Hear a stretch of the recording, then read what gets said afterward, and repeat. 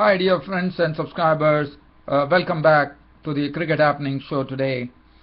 In this part of the Cricket Happening Show, we are going to look at the second day's play in the second test match between New Zealand and West Indies, which was played at the Basin Reserve in Wellington, where West Indies tailenders did a fine job, especially Trent Boult, and stretched this New Zealand total on to 441, and at stumps West Indies were 158 for 4, still trailing by 283 runs. Well, as far as the follow-on is concerned, that is something I'm sure West Indies would be able to do that. Later on, one has to see how things really pan out for the West Indies here on the third day. And then, as you know, tomorrow the clash of the Titans once again starts, when Australia take on England in the third test match here at the paciest and bounciest pitch at the WACA, as we call it, in Perth. And well, this is going to be a real test for England, because if England is going to lose this particular test match, it's curtains for England, and Australia not only will be winning the series, they would be taking the Ashes. For England, if at all they could really get a win, or they could stop Australia in their tracks, they still have an opportunity, as even if they draw this Ashes series, they would still be retaining the Ashes, as you all know. So we'll come back to that paciest and bounciest pitch in international cricket, and that would be the WACA in Perth, which starts tomorrow. Well, and then if we have time, we'll look at some cricket news. But let's first go and see what happened on the second day of the second test match between West Indies and New Zealand at Wellington. Well, they resumed at their overnight score with Brian Watling and Tim Southee. And what was good to see as far as the New Zealand was concerned, they were like, Tim Southee was the one who decided that aggression is the best thing to do, and he started hitting boundaries. He hit a lot of boundaries. In fact, he hit 4 boundaries in his knock of 21 of 14 balls. And Brian Watling, on the other hand, was also playing some good strokes. He's basically, as you know, Brian Watling now has actually made this position his own now, the wicketkeeper batsman, which has really released the pressure on Brendan McCullum to keep wickets.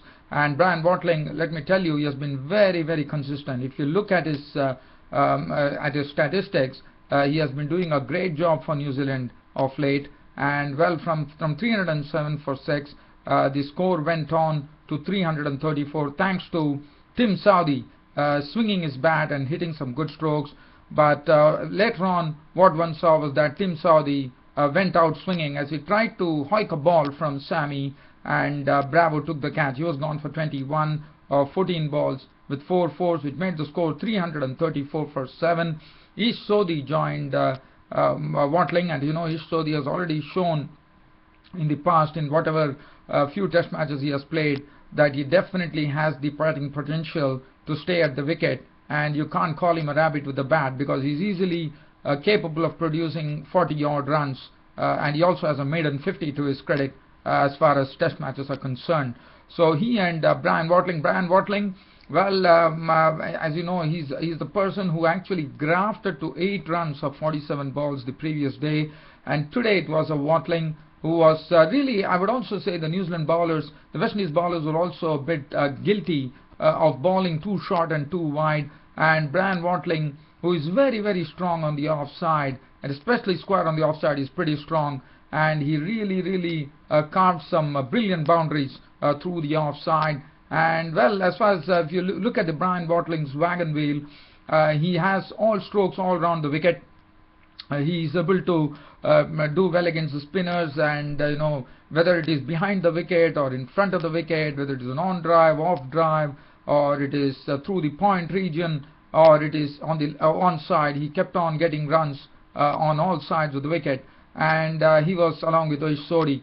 After that, Tino Best came in, who actually was guilty, as you know, of dropping Brian Watling at defence, and that's what enabled Brian Watling to go on to a score of 65 with 5 fours. Ish Sodhi's contribution was 27. He was caught by Ramadhin on the bowling of Best for 27 with 3 fours. Neil Wagner was as a pretty early victim. In fact, the very next ball, this was a battle between Neil Wagner and Tino Best, as both are characters on the field, both like to bring their aggression onto their bowling, and they really do some talking with the batsmen. And this battle was really exciting. In fact, Tino Best won the battle with Neil Wagner not able to whack at all, as he was out to the very first ball he faced, as Best picked up 2 wickets of 2 balls. Wagner gone, caught Sammy, bowled Best for a duck, which reduced New Zealand to 383 for 9. And then probably West Indies would have expected that now they would be able to wrap up this New Zealand score for below 400. But let me tell you, Trent Boult, I always have a feeling that Trent Boult is a very, to see that Trent Boult is coming as number 11 is something, because Trent Boult, I definitely feel that he has all the wherewithal to actually come ahead, but probably ahead of Neil Wagner, one does not know. But Trent Boult, of what I have seen of him in this particular, of what I have seen of him in his batting, I think he definitely has the wherewithal. He has the strokes. He is not afraid. He's a very fearless cricketer. He tries to go over the top, and he also hit some good strokes. Some strokes which was played with controlled aggression. When Tino Best bowled, in fact, Tino Best went for 12 runs in one particular over. Trent Boult hitting 2 boundaries, and then Brian Watling also adding to the insult of Tino Best bowling by actually carving him for a boundary.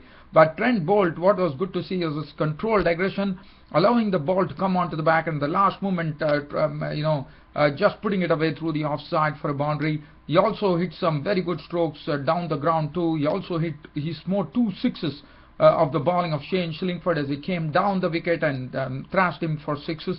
And looking at Trent Boult, I always have the feeling that Trent Boult could be used as a pinch hitter in one-day international cricket or T20 matches by New Zealand, because I think he definitely has that ability, and I'm sure Brendan McCullum, being a very intelligent captain, would have definitely judged that, and would be probably thinking that Trent Boult definitely has all those that potential to become a pinch hitter for New Zealand, because the way he played his strokes, one could really have felt that. And in fact, what was more important, it was an aggressive partnership. From 383, New Zealand went on to 400, and this would have hurt New Zealand a great deal, because I think it was Trent Boult who was dropped, if I'm not wrong, by Tino Best, who palmed the ball over the fence, and he went on to make 38 of 27. He made an unbeaten 38 at that of 27 balls with 5 fours and 2 sixes. And this partnership which was going on gave some valuable 58 runs. In fact, it was the best 10th wicket partnership for New Zealand against West Indies for the 10th wicket. And what a partnership it was. Trent Boult was all aggression, unbeaten on 38 of 27 balls with 5 fours and 2 sixes. And Brian Watling finally was gone, as he was clean bowled by Gabriel, who was bowling very well today. And in fact, on the second day, and Brian Watling was castled by Gabriel for 65 with 5 boundaries, and thus the New Zealand innings coming to an end at 441. Bowling Tino Best, who got the wickets yesterday, 21 overs, 1 maiden, 110 runs and 4 wickets to him. Gabriel was a much improved bowler, 25.1 overs, 5 maidens, 86 runs and 2 wickets. He has done a good turn for himself in this first innings. I thought Shannon Gabriel has been bowling the right line. Darren Sammy, 25 overs, 3 maidens, 92 runs and 2 wickets for him. Shillingford, 28 for 92 1. Dion Ryan, 16 overs, 2 maidens, 1 for 39. As I said, West Indies really allowed New Zealand off the hook, and that last wicket partnership would have really hurt West Indies, as New Zealand went on to a very high score of 441. As far as West Indies were concerned, their openers were very watchful, because what was happening was there was a good breeze blowing at the Basin Reserve in Wellington. Tim Southee was really troubling the batsmen. In fact, Tim Southee, Trent Boult, and especially Trent Boult and Tim Southee were beating the opening batsmen outside the off stump, Kirk Edwards and Kieran Powell, but they were not getting the edges. But then they were nudging and pushing, and finally West Indies managed to reach 46 for no loss. But that was the time the first wicket fell, when Kieran Powell was gone trying to flick a ball which was coming onto the stumps. He actually missed it, and he was trapped LBW, but Tim Southee for 21 with 4 boundaries. So that was the wicket number 1 for West Indies. After that, Darren Bravo, the double centurion, came in and joined Kirk Edwards. And Kirk Edwards, after some time, slowly started gathering confidence by playing some very good offside strokes for boundaries. And Darren Bravo couldn't repeat what he did in the first test match, as Darren Bravo was a victim, as Corey Anderson was looking good. Today he was bowling very well, and he was the one who actually got the most important wicket of Darren Bravo, when Darren Bravo was gone, caught by Fulton, as he got a ball which was swinging away from him. In fact, he got an edge onto it. Peter Fulton snaffling up the catch there. He was gone for 4. So that was Darren Bravo gone for 4, which made the score 67 for 2. Kirk Edwards, as I said, later on opened up and played some very good strokes on the offside for boundaries. He's pretty good on the offside, as you know. And then Kirk Edwards was also a victim of Corey Anderson, as Corey Anderson was rewarded for his very good bowling here, as Kirk Edwards was gone, caught by Rutherford of the bowling of Anderson for 55 with 6 boundaries, and West Indies were 103 for 3. And then Shivnarayan Chandrapal and Marlon Samuels, 2 new batsmen in the middle. But Shivnarayan Chandrapal, well, he was gone. He was trying to try to hit Bolt, and in fact it was a ball which he wanted to hit it over the covers, but he couldn't actually keep it on the ground, and Chandrapal was gone, caught by Anderson of the bowling of Trent Bolt for 6, and West Indies were 119 for 4. But after that, it was Marlon Samuels, who always, we have always seen that Marlon Samuels is another fearless cricketer who doesn't like to really potter around. He probably in his initial moment would be a bit shaky when he comes in, and then slowly he gathers strength and started hitting boundaries, and that's what he precisely did. He played some glorious strokes, and as when Marlon Samuels strikes the ball, it is a real treat to watch, because there's a lot of he plays in the classic style of cricket, and Marlon Samuels was pretty good, and he went on to go on counter-attack after Chandrapal's wicket, and he kept on counter-attacking till such time it was stumps, and at stumps Marlon Samuels was undefeated on 50 with 9 boundaries. Dana Ryan was not out on 11 with 2 boundaries. West Indies seeing off the day, and 158 for 4 of 30 after they played 37 overs. New Zealand bowled 37 overs. So 158 for 4. The first goal for West Indies would be to get to 241, which I probably think they would be able to do that. With still Dinesh Ramadhan, Darren Swamy, still a bit of batting to come there. But 283 runs is what they trail on. As far as the bowling was concerned, Trent Bolt and Tim Southee troubled the openers no end. In fact, Trent Bolt 9 overs 3 minutes, 1 for 25 for him. Tim Southee also bowled well, 9 overs 1 maiden, 1 for 40. Wagner 7 overs 1 maiden, none for 37. Corey Anderson was the pick of the bowlers today, 7 overs 1 maiden, 2 for 20. Bowled the right lines and was rewarded. East Sodhi, the leggy, 3 overs 1 maiden, none for 18. Kane Williamson and Rada Murphy, 2 overs no maiden, none for 12. And that was the match situation on the second day at the Basin Reserve in Wellington. And this match, as I said, probably for New Zealand, they would be hoping the morning dew and some assistance would give them something. And also, let me tell you, one would be wondering why West Indies scored only 158. Well, the play was truncated because of rain. There was 1.5 hours play lost on the second day at the Basin Reserve in Wellington. Now let's go on to the preview of the third test match, which is coming up tomorrow between Australia and England. And when we talk about pacey and bouncy pitches in international cricket, there are three things that come to mind. The first thing that comes to mind is in West Indies, Bridgetown, Barbados, which was once a fast bowler's paradise. And in Australia, the fast bowler's paradise happens to be the WACA in Perth, where Australia and England will lock horns in the third test match at the WACA in Perth. And also, one more ground which comes to mind to me is the Wanderers in Johannesburg, which we call the Bull Ring, where pace is always something which gives the bowlers a lot of joy to bowl on that green tops, which we call them the Green Mamba. So let's look at look at what England are going to do. For, as I said, for Australia, well, if they win the test match, and they go on to win the Ashes. For England, either they have to stop Australia on the track, they have to either draw this test match so that they keep their hopes alive in this Ashes series, because even if England can win the balance 2 test matches in this 5-match series, they would still be retaining the Ashes. And for Australia, well, if they pick up one more win, that's it. It's curtains for England as far as the Ashes is concerned, because Australia will be taking the Ashes. But for Australia, everything going their way. They are absolutely cock-a-hoop. They are full of confidence. They are full of bounce. Mitchell Johnson is roaring with delight.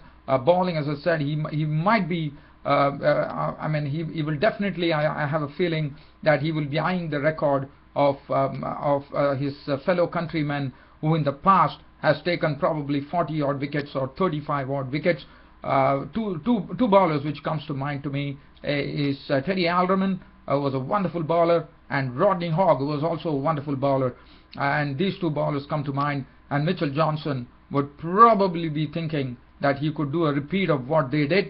As far as Australia is concerned, for Australia, I think everything is going their way. So let's look at England and see what England would do. And for Australia, for England, this is something that is going to be a sort of a nightmare, because they are already 2 down in the series.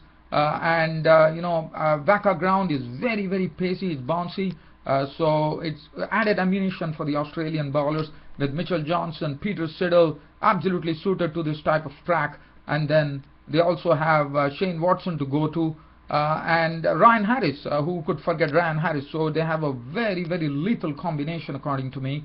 And as far as England are concerned, what I would be probably thinking for England is that they might have to go with a 4-pronged pace attack of James Anderson, Stuart Broad, Stephen Fenn, and also I think Chris Tremlett. This is the composition that they need to have, but I'm not sure about Stephen Fenn, whether he's there or he has gone back.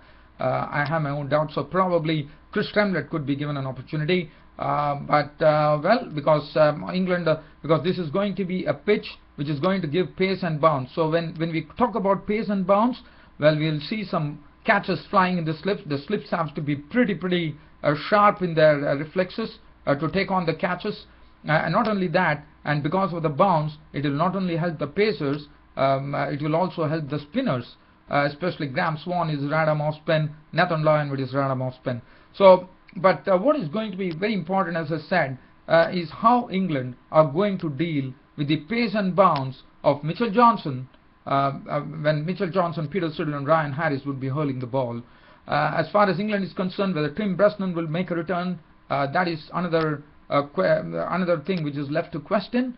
As far as England is concerned, Alistair Cook, well, he has to get his big knock around now. It's pretty high time.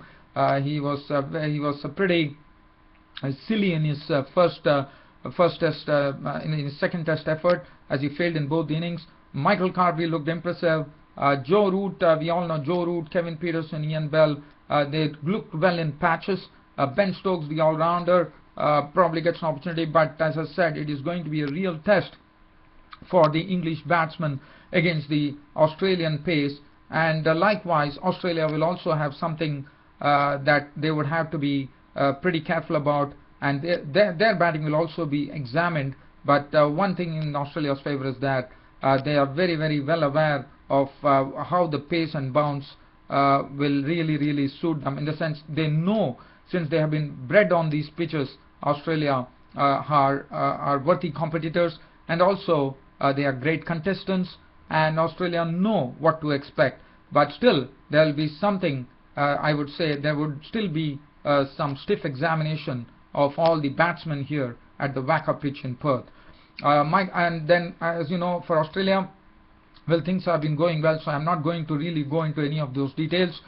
They are looking pretty good, and well, we are hoping for a crackerjack of a match which is coming up as far as the third test is concerned. I can't wait to watch the Australia versus England third test match here going to be played at the WACA, as we fondly call it, in Perth.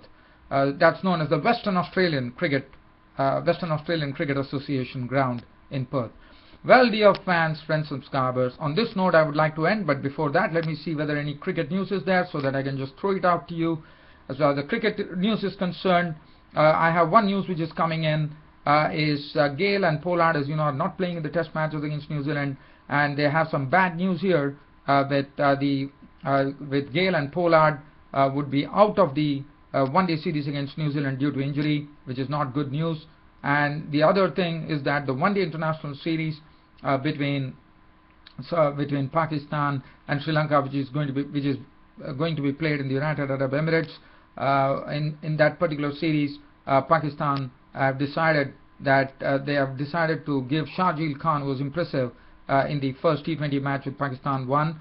He has been roped into the one-day international squad, and as Aris Sohail, the all-rounder, has also been taken, and Pakistan have decided to drop Umar Amin and Nasir Jamshed from the squad. So that's the news which I get as far as cricket is concerned. With this cricket news update, your host Ram is ending the show for today.